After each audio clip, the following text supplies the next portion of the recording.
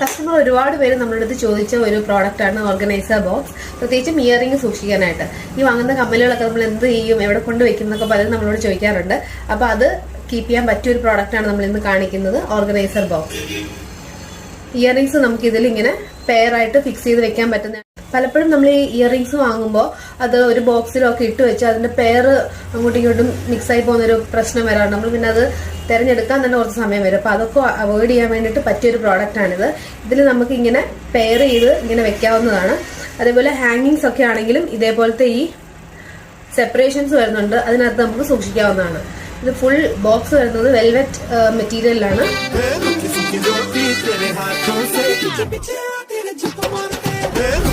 रोटी तेरे हाथों से खा के आया मजा बड़ा, ठंडा ठंडा पानी तेरे आंगन का पी के छाया नशा बड़ा.